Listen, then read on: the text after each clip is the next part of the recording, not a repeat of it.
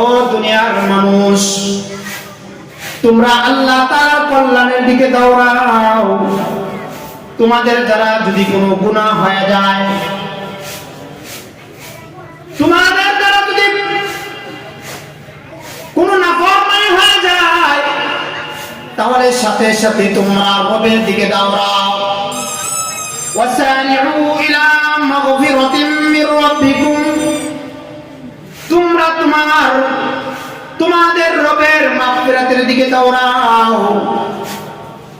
কল্যাণের মাধ্যমে ওয়াসারিউ ইলা মাগফিরাতিন মির রাব্বিকুম ওয়া জান্নাতিন, আর এমন জান্নাতের দিকে দৌড়াও যে জান্নাত এর পরিধি হলো 7 আসমান 7 জমিনকে যদি জোড়া লাগানো হয়। আল্লাহ পাক বলেন একটা মুমিন বান্দার জান্নাতের সীমানা ততটুকু। সুবহানাল্লাহ বলেন। এজন্য আল্লাহ পাক বলেন ওয়াসারিউ ইলা মাগফিরাতিন মির রাব্বিকুম ওয়া জান্নাতিন আরদুহাস সামাওয়াতু ওয়াল আরদ।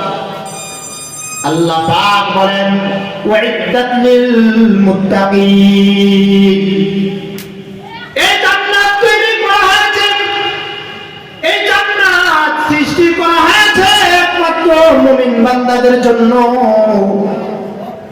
মুমিন বান্দা কারা? যারা সর্বাবস্থায় আল্লাহ অভিমুখী হয়ে চলে, তারাই মুমিন বান্দা। আল্লাহ পাক বলেন ইয়া আইয়ুহাল্লাযীনা আমানু তুবু ইলাল্লাহি তাওবাতান নাসুহা।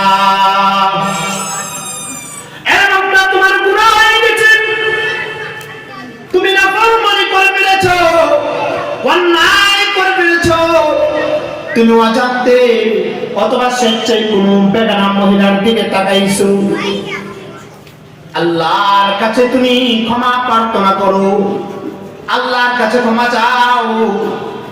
আল্লাহ রাব্বুল আলামিন বলেন বান্দা যখন আমার কাছে ক্ষমা চায়, আমি আল্লাহ পাক রব্বুল আলামিন তাকে ক্ষমা করে দেই।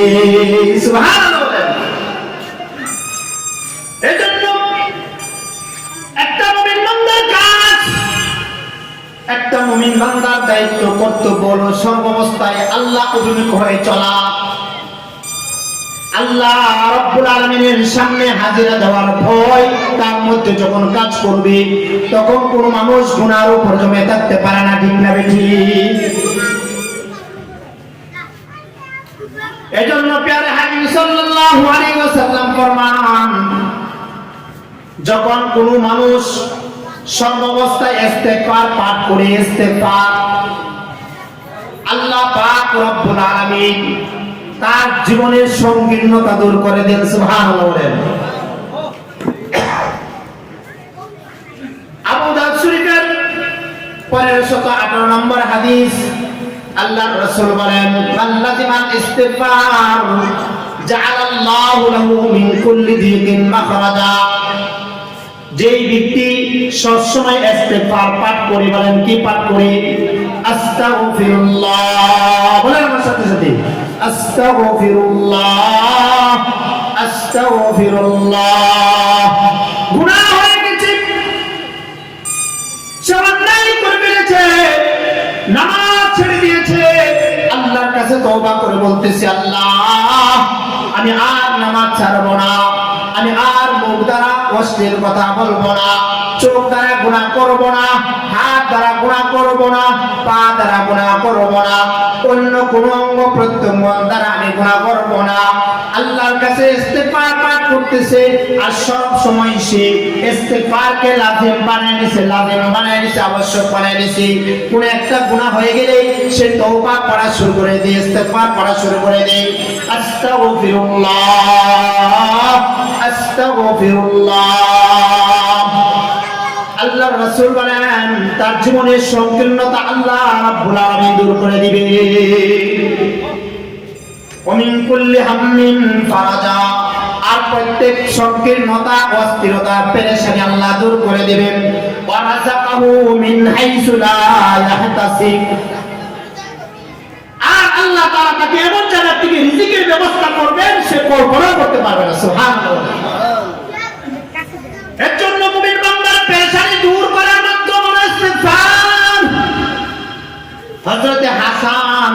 রহমাতুল্লাহ আলাইহি জগৎ বিখ্যাত বুজুর্গ ছিলেন, ওলি ছিলেন, মুহাদ্দিস ছিলেন, যুগ শ্রেষ্ঠ মুহাদ্দিস। উনি তার খানকার মধ্যে বসা আছেন। এমন সময় এক ভিক্ষা এসে বলতেছে, হুজুর আমাদের যে পুকুরটা ছিল এই পুকুরটা পানি শূন্য হয়ে গেছে, পুকুরটা শুকাই গেছে, একটু দোয়া করে দেন আল্লাহ যেন বৃষ্টি দান করে। হাসান বসরি রহমাতুল্লাহ আলাইহি তাকে তাবিজ দিয়ে দিয়েছেন, জিন্দা তাবিজ, যে তুমি কি ইস্তেগফার পাঠ করতে থাকো। সুবহানাল্লাহ বলেন। তোমরা তোমাদের যারা অনুসারী আছে, আশপাশের মানুষ আছে, সবাইকে বলে দাও তারা যেন বেশি বেশি ইস্তেগফার পাঠ করে। লোকটা চলে গেছে। আরেক লোক আসছে, হুজুর আমার বাগানে ফসল হচ্ছে না, অনাবৃষ্টির কারণে একটু দোয়া করে দেন, ফসল হচ্ছে না। হাসান বসরি রহমাতুল্লাহ আলাইহি ওই লোকটাকেও পরামর্শ দিলেন, যাও যাও তুমি ইস্তেগফারের আমল শুরু করে দাও, দেখবা তোমার ফসলের মধ্যে বরকত হবে। এই ব্যক্তি চলে যাওয়ার পর আরেকজন লোক আসছে, হুজুর আমার বাড়িতে আগুন লাগায় কারণে সব কিছু সারখার হয়ে গেছে, একটু দোয়া করে দেন। তিনি বলেন, যাও তোমার সয় সম্পত্তি নষ্ট হয়ে গেছে, তোমার ধন সম্পত্তি নষ্ট হয়ে গেছে, এই জন্য তুমি বেশি বেশি ইস্তেগফার পাঠ করো, আল্লাহ তাআলা তোমার ধন সম্পত্তির ব্যবস্থা করে দিবে। আরেক ব্যক্তি এসে বলতেছে, হুজুর আমার ছেলেটা মারা গেছে, আপনি একটু দোয়া করে দেন। হযরত হাসান বসরি রহমাতুল্লাহ আলাইহি তাকেও বললেন, বেশি বেশি তুমি ইস্তেগফারের আমল করো। তারা যখন চলে গেলেন, খাদিম জিজ্ঞাসা করলো, হুজুর সমস্যা হলো ভিন্ন ভিন্ন, আপনি সবাইকে একই রকমের তাবিজ দিয়ে দিচ্ছেন, কারণটা কি? হাসান বসরি রহমাতুল্লাহ আলাইহি খাদিমকে বললেন, এটা আমি নিজের পক্ষ থেকে বলি নাই, এটা স্বয়ং আল্লাহ পাকের ঘোষণা। মানুষ যখন ইস্তেগফারের আমল শুরু করে দিবে, আল্লাহ তাআলা তার সমস্ত জরুরত পুরা করে দিবে। তাকুল তুস্তাগফিরু রাব্বাকুম ইন্নাহু কানা গাফফারা, তাকুল তুস্তাগফিরু রাব্বাকুম। তিনি বললেন, আমি তোমাদেরকে বললাম তোমরা তোমাদের রবের কাছে, নূহ আলাইহিস সালাম তার উম্মতদেরকে বললেন তোমাদের রবের কাছে কি করো, ইস্তেগফারের আমল শুরু করে দাও, তওবা করো, তওবা আমল শুরু করে দাও। কারণ আমাদের চতুর্দিকে তাকাইলে শুধু গুনার গুনাহ, ঠিক না বেঠিক? সামনে তাকাইলে গুনাহ, বামে তাকাইলে গুনাহ, পিছনে তাকাইলেও গুনাহ, উপর দিকে তাকাইলেও গুনার জোয়ার, ঠিক না বেঠিক? সর্বাবস্থায় নিজের নজরকে হেফাজত করতে হবে আর বেশি বেশি ইস্তেগফার পাঠ করতে হবে। যেরকম ভাবে আল্লাহ পাক বলেন, ফাকুল তুস্তাগফিরু রাব্বাকুম ইন্নাহু কানা গাফফারা ইউরসিলিস সামাআ আলাইকুম মিদরারা। ইস্তেগফারের বরকতে আল্লাহ পাক রব্বুল আলামিন আসমান থেকে বৃষ্টি দান করেন। সুবহানাল্লাহ বলেন। এইজন্য তো বৃষ্টি দেখা দিলে সালাতুল ইস্তিসকা পড়া হয়, ঠিক না বেঠিক? সালাতুল ইস্তিসকা কেন পড়া হয়? আল্লাহ আমাদের গুনাহের কারণে আপনি অসন্তুষ্ট হয়ে গেছেন, আল্লাহ আমাদের নাফরমানির কারণে আপনি অসন্তুষ্ট হয়ে গেছেন, আল্লাহ তওবা করলাম, ইস্তিগফার পাঠ করলাম, আপনি আমাদেরকে ক্ষমা করে দেন। আমাদের জীব-জন্তুর দিকে তাকাইয়া, ফসলের দিকে তাকাইয়া আপনি বৃষ্টির ব্যবস্থা করে দেন। সুবহানাল্লাহ। ইউরসিলিস সামাআ আলাইকুম মিদরারা ওয়া ইউমদিদকুম বিআমওয়ালিন ওয়া বানিন। আল্লাহ পাক বলেন, যারা বেশি বেশি ইস্তেগফার পাঠ করবে, সন্তান হয় না, তুমি আল্লাহর কাছে ইস্তেগফার পাঠ করো, আল্লাহ আমার গুনাহের কারণে মনে হয় আমার সন্তান হচ্ছে না, এই জন্য সন্তান যাব কার কাছে? বলেন, আল্লাহর কাছে যাব। আল্লাহর কাছে ইস্তেগফার পাঠ করার কারণে আল্লাহ তাআলা মানুষের প্রতি খুশি হয়ে যান, যার কারণে আল্লাহ রাব্বুল আলামিন তার প্রতি খুশি হয়ে তার সন্তান আদি সহ তার যত পড়া জরুরত আছে, হাজত আছে, আল্লাহ পুরা করে দেন। ويمددكم بأموال وبنين ويجعل لكم جنات ويجعل لكم أنهارا আল্লাহ রাব্বুল আলামিন জান্নাতের ব্যবস্থা করবেন, এমন জান্নাত যে জান্নাতের তলদেশ দিয়ে নহর জারি থাকে। সুবহানাল্লাহ। এজন্য আগেকার বুজুর্গরা যখন কোন গুনাহের সম্মুখীন হয়ে যেতেন তখন সাথে সাথে ইস্তেগফার পাঠ করা শুরু করে দিতেন। সুবহানাল্লাহ বলেন। যে সালমান ইবনে ইয়াসির রাহমাতুল্লাহ আলাইহি বিখ্যাত বুজুর্গ ছিলেন, হজ সফরে যাচ্ছেন, হজের সফরে সাথীদেরকে নিয়ে যখন তিনি রাস্তা পারাপার হচ্ছিলেন, মরুভূমি যাচ্ছেন, হঠাৎ এই জায়গার মধ্যে যাওয়ার কারণে প্রতিমধ্যে তাদের খাবার দাবারের সমস্ত সরু সামান শেষ হয়ে গেছে। সাথীরা বলল, হুজুর আপনি আপনার তাঁবুতে অবস্থান করেন, দেখে আসি আমরা কোনো খাবারের সন্ধান পাই কিনা। সালমান ইবনে ইয়াসির রাহমাতুল্লাহ আলাইহি খানকার মধ্যে বসে বসে জিকির করতেছেন, আমল করতেছেন, কাজ করতেছেন। এই মুহূর্তে হঠাৎ একজন মহিলা আসলো, আয়েশা তাকে ইশারা দিছে, ইশারা সালমান ইবনে ইয়াসির রাহমাতুল্লাহ আলাইহি ভাবলেন মহিলাটা মনে হয় ভিক্ষুক, কি একটা রুটির টুকরা দিলেন। তখন তিনি ওই মহিলা বললেন, না আমি রুটির জন্য আসি নাই, একটা নারী একটা পুরুষের কাছে কি চাই, তোমার কি জানা নাই? সে অপকর্মের দিকে ডাকছিল। তখন সালমান ইবনে ইয়াসির রাহমাতুল্লাহ আলাইহি বলেন, সাথে সাথে আল্লাহর কথা স্মরণ হয়ে গেছে, রে মাবুদ শয়তান আমার পিছনে এখনো লাগা আছে, আপনার দরবারে হাজিরা দিতে যাচ্ছি। কান্না শুরু করে দিয়েছেন। এক পর্যায়ে তিনি ঘুমাই গেছেন, স্বপ্নে ইউসুফ আলাইহিস সালামকে দেখছেন। সুবহানাল্লাহ বলেন। ইউসুফ আলাইহিস সালাম বললেন, তিনি তাকে বললেন, আপনি তো মহান, জুলাইখা আপনাকে অপকর্মের দিকে ডাকছে, আর আপনি এই জুলাইখাটাকে সাড়া না দিয়া আপনি আল্লাহ প্রিয় হয়ে গেছেন। হযরত ইউসুফ আলাইহিস সালাম বলেন, আরে আমি তো নবী, আর তুমি একজন আল্লাহর ওলি হয়ে একজন বেগানা নারীর ডাকে তুমি সাড়া দাও নাই, এটা তো তোমার বড় অনেক বড় একটা কারামত হয়ে গেছে। সুবহানাল্লাহ বলেন। আল্লাহর খৌফ খাশিয়ত, যে এখন যদি গুনার মধ্যে জড়িত হয়ে যায় তাহলে আল্লাহ নারাজ হয়ে যাবে। এজন্য তিনি আল্লাহর দরবারে তওবা ইস্তেগফারের মাধ্যমে কান্নাকাটি শুরু করে দিয়েছেন। আর আমরা তো গুনাহ করলে এটাকে গুনাহই মনে করি না, কি বলে? অথচ বিশ্বনবী রাহমাতুল্লিল আলামিন প্রিয় হাবিব সাল্লাল্লাহু আলাইহি ওয়াসাল্লাম উনি দৈনিক 70 থেকে 100 পর্যন্ত দৈনিক ইস্তেগফার পাঠ করতেন। সুবহানাল্লাহ বলেন। আল্লাহর রাসূল বলেন, ইয়া আইয়ুহান নাস তুবু ইলাল্লাহি ওয়াস্তাগফিরু ফাইন্নী আতুবু ইলাল্লাহি বিল ইয়াওমি মিআতা মাররা। আবু দাউদ শরীফের হাদিস 1557 নম্বর হাদিস। আল্লাহর রাসূল বলেন, যে দুনিয়ার মানুষ তোমরা আল্লাহর কাছে তওবা করা শুরু করো,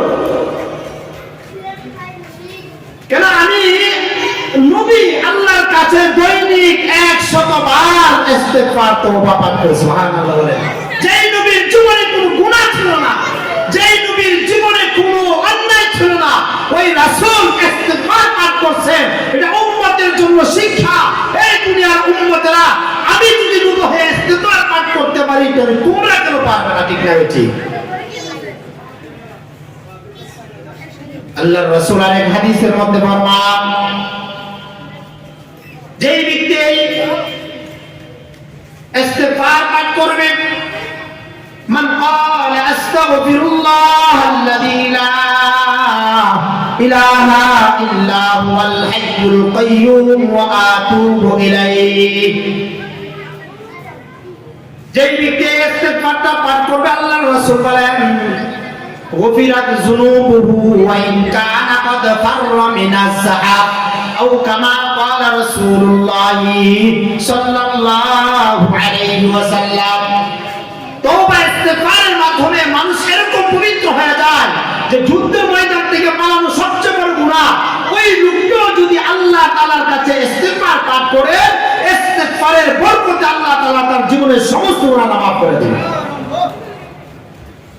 আর ইস্তেগফারের কারণে আল্লাহ সুবহানাহু ওয়া তাআলা বান্দাকে মুস্তাজাবুদ দাওয়াত বানায় দেন। মুস্তাজাবুদ দাওয়াত মানে দোয়া করলে আল্লাহর কাছে কবুল হয়ে যায়। সুবহানাল্লাহ বলেন। আল্লাহর কাছে যখন কোন ব্যক্তি দোয়া করবে, ওই দোয়াটা আল্লাহ তাআলা ফেরত দেন না। যে ব্যক্তি বেশি বেশি আস্তাগফিরুল্লাহ আস্তাগফিরুল্লাহ গুনার কথা স্মরণ করে করে ইস্তেগফার পাঠ করা শুরু করে, আল্লাহ গোপনে প্রকাশ্যে, আল্লাহ রাত্রি বেলায় কত গুনাহ করেছি রে মাওলা, একাকী কত গুনাহ করেছি, ইচ্ছা করে গুনাহ করেছি, চোখের পানি ঝরঝর করে আল্লাহ তাআলার দরবারে আল্লাহ তাআলার স্মরণ করে করে আল্লাহর কাছে হাজিরা দিচ্ছে আর বলছে আস্তাগফিরুল্লাহ আস্তাগফিরুল্লাহ। ওই ব্যক্তিটা যত বড় গুনাহগার হোক না কেন আল্লাহ তাআলা তারে ক্ষমা করে দিবে। আল্লাহর কাছে মাফ চাইতে হবে, মাফ চাওয়ার নিয়তে তওবা করতে হবে, ঠিক না বেঠে? আর মাফ চাওয়ার নিয়তে যখন তওবা করে 100 খুনের আসামিকে আল্লাহ মাফ করে দেন। সুবহানাল্লাহ বলেন। আরে বলি ইসরাইলের এক লোক 99টা খুন করার পরে এক জায়গায় গেছেন তওবা করার জন্য, একজন জাহেলের কাছে গেছেন। তার কাছে গিয়ে বলতেছেন, হুজুর আমার কি কোনো তওবার কোনো ব্যবস্থা আছে? কারণ আমি যে অন্যায় করলাম, খুন করলাম, না জানি কোন দিন আমি আল্লাহর দরবারে ধরা পড়ে যাই, এই জন্য আমি আসছি আপনার দরবারে তওবা করার জন্য। তখন ওই জাহেল অজ্ঞ ব্যক্তি ওই অজ্ঞ ব্যক্তিরে বলল, 99 খুন করছো, তোমার কোনো ক্ষমা নাই, আল্লাহ তোমাকে ক্ষমা করবেন না। ওই রাগে গুসে বলতেছে, ক্ষমা যখন পাবোই না তাহলে তোমারও রাখতাম না। 100 কোড়া করছে, কত 100 কোড়া করছে, কিন্তু তার জানা যায় না তার অন্তরের মধ্যে আল্লাহ আমার প্রতি অসন্তুষ্ট হয়ে যাবে যদি আমি আল্লাহর কাছে তওবা করতে না পারি। কি জবাব দেব আল্লাহ তাআলার দরবারে? ওই ব্যক্তির ভিতরে অন্তরের মধ্যে আল্লাহর ভয় ঢুকে গেছেন। আল্লাহ তাআলার সামনে হাজিরা দেওয়ার যে ভয়, ওয়া আম্মা মান খাফা মাকামা রাব্বিহি ওয়া নাহান নাফসা আনিল হাওয়া ফা ইন্নাল জান্নাতা হিয়াল মাওয়া। এই বনি ইসরাইলের যুবক আরেকজন আলেমের কাছে গেছে, যাওয়ার পরে তাকে জিজ্ঞাসা করতেছেন, হুজুর আমি তো 100 খুন করে ফেলেছি, আমার কি কোনো তওবার ব্যবস্থা আছে কিনা? আল্লাহ তাআলার সামনে আমি কিভাবে হাজিরা দিব? আমার তো ভয় হচ্ছে যে আল্লাহ আমাকে জাহান্নামের বাসী বানায়া দিবেন। হুজুর বললেন, আছে, অবশ্যই আছে, যাও ওই গ্রামে গিয়ে দেখে একজন বুজুর্গ আছে, ওই বুজুর্গের কাছে গিয়ে তুমি তওবা করো, আমল বাতায় নাও, নেককারদের জামাত আছে, যাও যাও তুমি নেককারদের জামাতের সাথে শরীক হয়ে যাও, হতে পারে আল্লাহ রাব্বুল আলামিন এর বরকতে তোমার জীবনের সমস্ত গুনাহ মাফ করে দিবে। তাহলে বোঝা গেল নিজেদের জীবনের অন্যায় অশ্লীলতা বর্জিত কাজ থেকে মুক্ত থাকার জন্য আর তওবা করার জন্য নেক পরিবেশে আসতে হবে, ঠিক না বেঠি? নেক পরিবেশ ছাড়া কোনো ব্যক্তি অর্জন করতে পারবে না। এই মাদ্রাসা কওমিয়া হলো এটা একটা মনুষ্যত্বের কারখানা। আমাদের আশেপাশে আরো বিভিন্ন কারখানা আছে, কাপড় বানায়, ঠিক না বেঠি? পোশাক পরিচ্ছদ বানায়, ওইখানে মানুষের পোশাক বানানো হয়। ঠিক তদ্রুপ ভাবে মাদ্রাসা কওমিয়াগুলোতে এখানে মানুষ শিক্ষার কারখানা, এখানে সঠিক ইসলাম ধর্ম শিক্ষা দেওয়া হয়, ঠিক না বেঠি? কিন্তু কিছু মানুষে এই আলেম উলামা দেখলে, ছাত্র দেখলে, তালিবুল ইলম দেখলে তাদের শরীরের মধ্যে এলার্জি তৈরি হয়ে যায়, ঠিক না বেঠি? আপনি চিন্তা করছেন যে হুজুরের আপনার জন্মের পরে আযান দিয়েছে, যে হুজুর আপনার বিবাহ পড়াইছে, আপনার মা বাবার 14 পুরুষের বিবাহ পড়াইছে, হুজুররা বিবাহ না পড়াইলে বিবাহ শুদ্ধ হবে না, জানাজা না পড়াইলে কাফন দেওয়া যাবে না। ও কুলাঙ্গার, তুমি কিভাবে একজন আলেমের বিরোধিতা করো?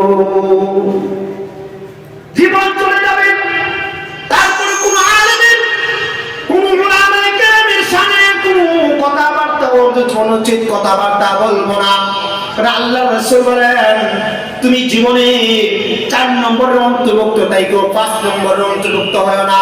কুতু আলিমান আও মুতাআল্লিমান আও মুস্তামিআন আও মুহিব্বান ফালা তাকুনিল খামিস ওয়ালা তাকুনিল খামিস ফাতাহলিকা। রাসূল বলেন তুমি 4টা তুমি গুণ অর্জন করবা, হয়তো আলেম হইবা, আপনারা আলেমের ছাত্র হইবা, আপনারা আলেমের কথা শ্রবণ করবা, মাহফিলে আসবা, দ্বীনি মজলিসে আসবা, আলেম ওলামার মজলিসে আইসা দ্বীনি কথাবার্তা শুনবা, অথবা তুমি আলেমকে মহব্বত করবা, আল্লাহ তাআলা এর বরকতে তোমাকে জান্নাতবাসী বানায় দিবেন। ফালা তাকুনিল খামিস ওয়ালা তাকুনিল খামিস, 5 নম্বর হয় না কোন আলেমকে গালিগালাজ করো না। কারণ যারা প্রত্যেকটা যুগে যুগে ইতিহাস রয়েছে, যারা নবীদের বিরোধিতা করেছে, যারা আলেমের বিরোধিতা করেছে, যারা সাহাবায়ে কেরামের বিরোধিতা করেছে, তারা দুনিয়ার জিন্দেগিতে শান্তি তো পায় নাই, লাঞ্ছনার জিন্দেগি হয়ে গেছে। ঠিক না বেঁচে? এজন্য মোহতারাম হাজিরিন, আলেম ওলামাকে সবসময় তাজ মাথার তাজ মুকুটের মতো মনে করতে হবে। তাদের সম্মান আমাদের মাথার উপরে সবসময় এই আস্পদ রেখে জীবন যাপন করতে হবে। ঠিক না বেঁচে? যারা আলেম ওলামাকে কর্তব্য করত, যারা আলেম ওলামাকে রেখে প্রীতি রেখে দেশকে পরিচালনা করার তারা অসৎ পরিকল্পনা করেছিল, তাদের অসৎ পরিকল্পনা ভেস্তে গেছে। ঠিক না বেঁচে?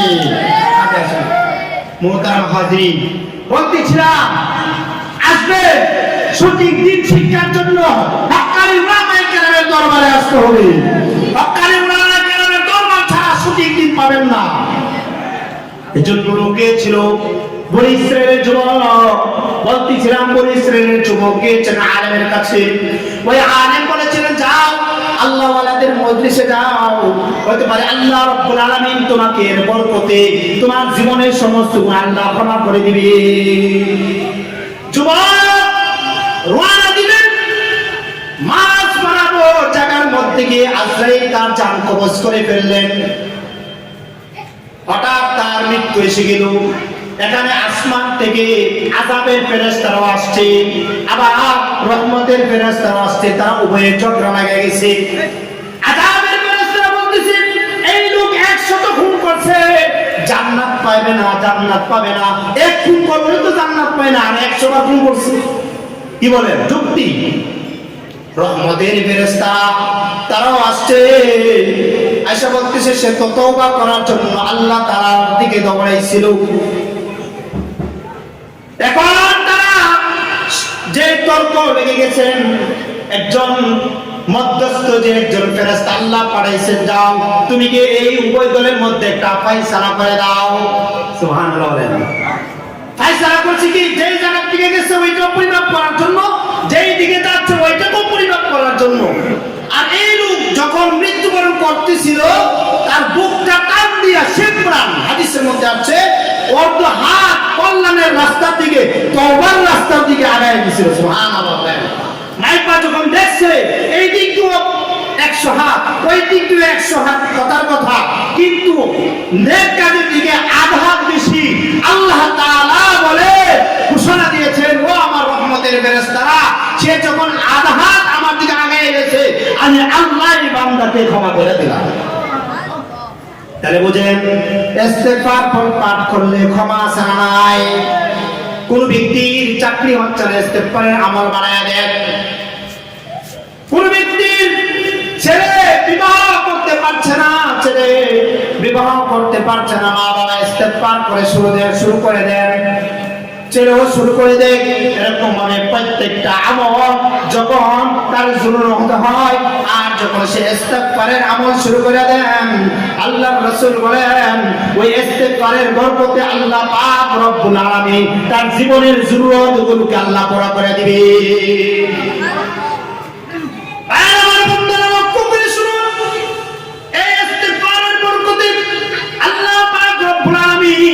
মানুষটাকে এমন ভাবে কবুল করেন, মানুষের জবানকে, মানুষের অন্তরটাকে আল্লাহ এমন ভাবে কবুল করেন, যখন আল্লাহর কাছে হাত উঠায় আল্লাহ তাআলা ওই হাতটাকে ফেরত দেন না। সুবহানাল্লাহ বলেন।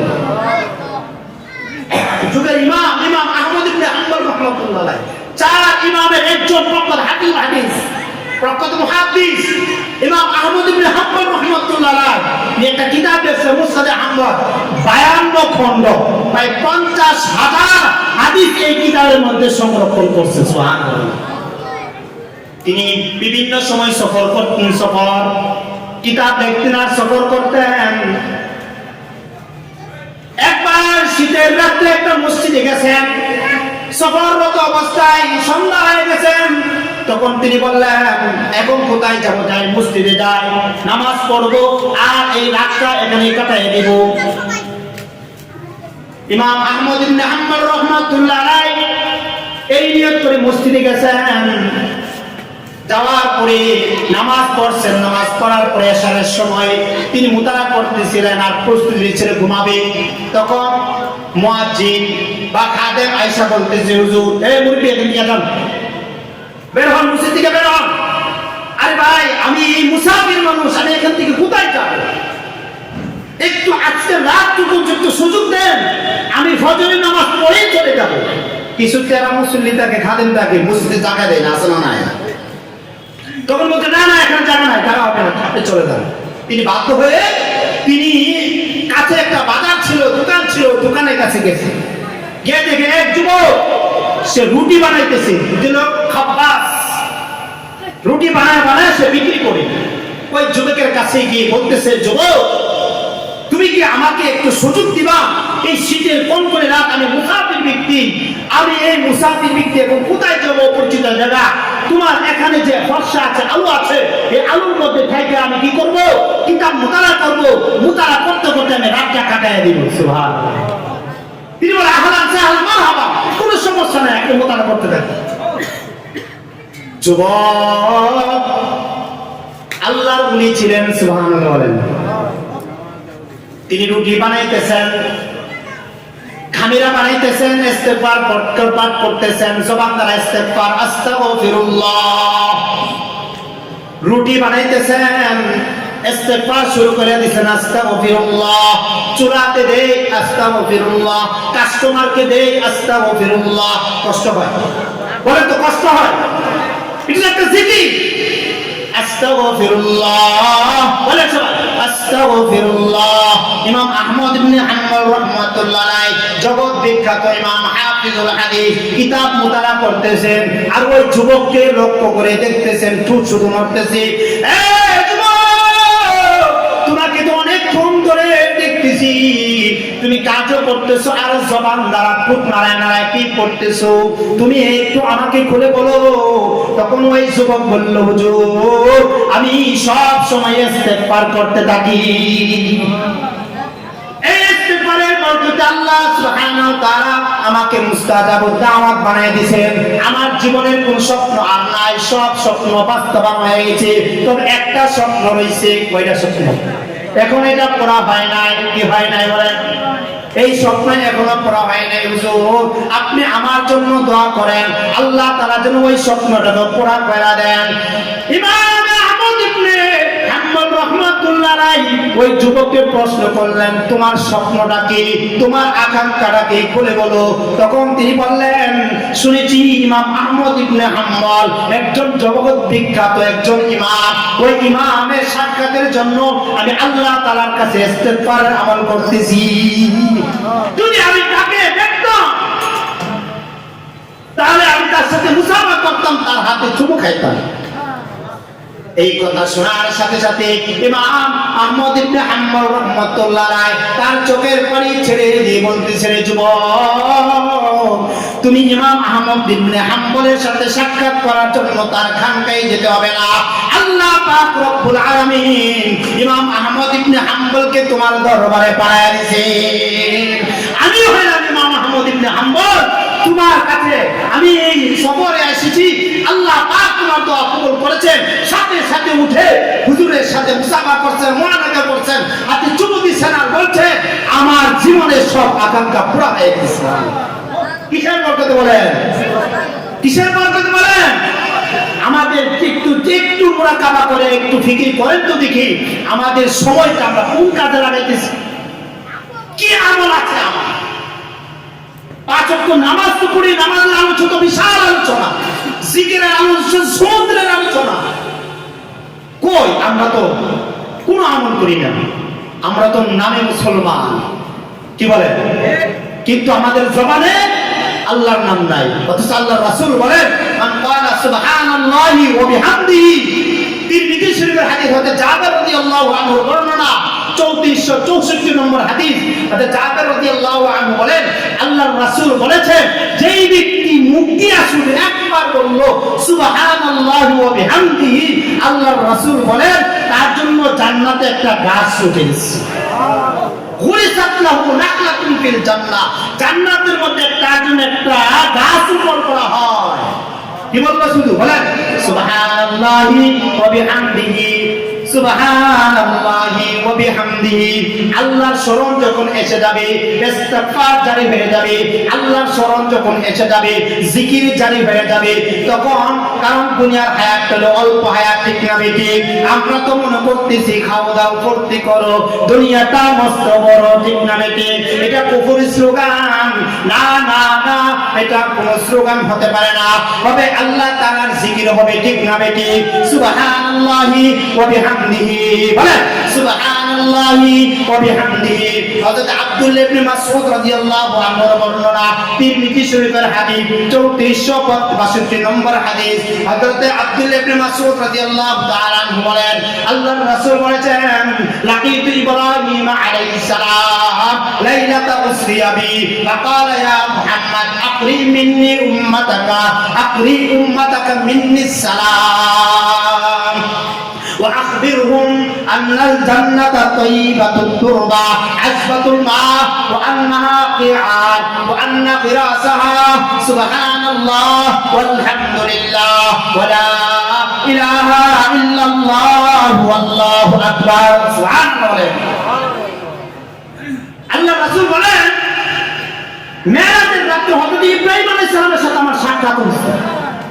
হযরত ইব্রাহিম আলাইহিস সালাম আমাকে দেখে বললেন হে মুহাম্মদ সাল্লাল্লাহু আলাইহি সাল্লাম, আপনি আমার পক্ষ থেকে আপনার উম্মতকে সালাম দেন। সুবহানাল্লাহ। কে সালাম দিয়েছেন বলেন? হযরত ইব্রাহিম আলাইহিস সালাম। আর বলতেছি কি এই কথা জানায় দেন জান্নাতের মাটি খুব উর্বর। সুবহানাল্লাহ বলেন। আন্নাল জান্নাতু তাইয়্যিবাতুত তুরবা, জান্নাতের মাটি খুব উর্বর। যেই ফসল লাগানো হয়, যে চারা রোপণ করা হয়, ওই চারাই উঠে যায়। সুবহানাল্লাহ। দেখবেন বাংলাদেশের মধ্যে এমন এমন এলাকা আছে যা লাগায় তাই হয়, হয়তো হয় না। এটি হলো তাইয়্যিবাতুত তুরবা। আল্লাহ রাসূল বলেন আযবাতুল মা, খুব মিষ্টি পানি। কি পানি? দুধের চেয়েও সাদা, মধুর চেয়েও মিষ্টি। এটা হলো জান্নাতের পানি। কিসের পানি বলেন? আল্লাহর রাসূলের পরের অংশ বলেন ওয়ান্নাহা ইয়াত, এই হলো খালি ময়দান। তো জান্নাতও খালি ময়দান। যেই ব্যক্তি সুবহানাল্লাহ বলে তার জন্য জান্নাতের মধ্যে গাছ হয়। সুবহানাল্লাহ। তাহলে যারা বলতেছে না তার জন্য হচ্ছে না। তাহলে আজকে থেকে শুরু করব তো ইনশাআল্লাহ। সুবহানাল্লাহ। আল্লাহ রাসূল বলেন ওয়ান্না গিরাসাহা, গিরাস মানে চারা, ছোট চারা, গাছের চারাকে বলা হয়। ওয়ান্না গিরাসাহা সুবহানাল্লাহ ওয়ালহামদুলিল্লাহ ওয়ালা ইলাহা ইল্লাল্লাহ ওয়াল্লাহু আকবার। আচ্ছা বেশি কঠিন কালিমা বলুন। আপনি হাঁটতেছেন, আপনি কারখানা থেকে দেখে 100 বার হয়ে যাবে। আপনি কাজ করতেছেন, সুতা বুনতেছেন, কাপড় বানাইতেছেন, যে কাজই করেন সুবহানাল্লাহ সুবহানাল্লাহ। বুখারী শরীফের রওয়ায়াতের মধ্যে আসছে 24,000 হাদিস, 2408 নম্বর হাদিস, 3024 নম্বর হাদিস। হাদিস আল্লাহ রাসূল বলেন যে জান্নাতের মধ্যে এমন একটা গাছ আছে, গাছ, যে গাছটা অতিক্রম করতে একটা তেজি ঘোড়া 100 বছর সময় লাগে। ইন্না বিল জান্নাতি লাশাজারা, জান্নাতের মধ্যে এমন একটা গাছ আছে, গাছ, যে গাছটা অতিক্রম ইয়াসিরু রাকিবহা, এই গাছটা অতিক্রম করতেছে একটা সোয়ারি মিয়াতা আম, 100 বছর। ইন্না ফিল জান্নাতি লাশাজারা, জান্নাতের মধ্যে একটা গাছ আছে, যেই গাছটা একটা জান্নাতি ব্যক্তি 100 বছর যদি দৌড়ায় ওই গাছ জান্নাতে গাছের ছায়া অতিক্রম করতে পারবে না। সুবহানাল্লাহ। তাই আমাদের সময়টা আমরা দুনিয়ার একটা ঘর বানাইছি, এটি খুব অনেক বড় কাজ করে ফেলেছি মনে করি না। এজন্য সময় দিতে হবে, সময় দিতে হবে নেক কাজের মধ্যে, সময় দিতে হবে নামাজের মধ্যে। আল্লাহ তাআলা তো বলেন নাই 24 ঘন্টায় তুমি ইবাদত করো না, 5 ওয়াক্ত যদি তুমি সঠিকভাবে ইবাদত করো, বাকি সময়ের যে খালি জায়গাটা আছে আল্লাহ তাআলা ওই খালি জায়গার যত গুনাহ আছে আল্লাহ তাআলা ক্ষমা করে দিবে। আরেকটা হাদিস বুখারী শরীফের রওয়ায়াত 7603 নম্বর হাদিস, মান ক্বালা সুবহানাল্লাহি ওয়া বিহামদিহি ফি কুল্লি ইয়াউমিন মিআতা মাররা, যেই ব্যক্তি দৈনিক সুবহানাল্লাহি ওয়া বিহামদিহি 100 বার পাঠ করবে, প্রত্যেক খাতায়াহু, আল্লাহর রাসূল বলেন তার জীবনের সমস্ত গুনাহ আল্লাহ maaf করে দিবেন। ওয়া ইন কানাত মিসলা জাবাদিল বাহার, যদিও তার গুনাহগুলো যদিও সমুদ্রের ফেনা পরিমাণ হয়ে যায়, সমুদ্রের ফেনা পরিমাণ হইল, আল্লাহ পাক রব্বুল আলামিন তার জীবনের সমস্ত গুনাহ আল্লাহ maaf করে দিবেন। এজন্য হাদিসে কুদসির মধ্যে আল্লাহর রাসূল বলেন, আল্লাহ তাআলা বলতেছেন, বান্দা তুমি যতক্ষণ পর্যন্ত আমাকে ডাকতে থাকবা, ইন্নাকা মা দাউতানি ওয়া রাজাউতানি, তুমি যতক্ষণ পর্যন্ত তুমি আমাকে ডাকবা আমি আল্লাহ তোমাকে ক্ষমা করে দেব। সুবহানাল্লাহ। আমি কারো কোনো করি না, কারণ আমি আল্লাহ, আমি তোমারে বানাইছি, আমি যদি তোমারে ক্ষমা করে দেই তাহলে পৃথিবীর কোনো মানুষের কোনো অধিকার আছে? নাই।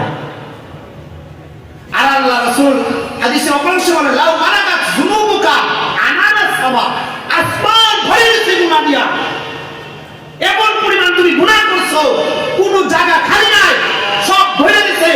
আল্লাহ রাসূল বলেন, তুমি যদি ইস্তেগফার পাঠ করো আমি আল্লাহ তোমাকে ক্ষমা করে দেব, আমি এটা কোনো পরেই করব না।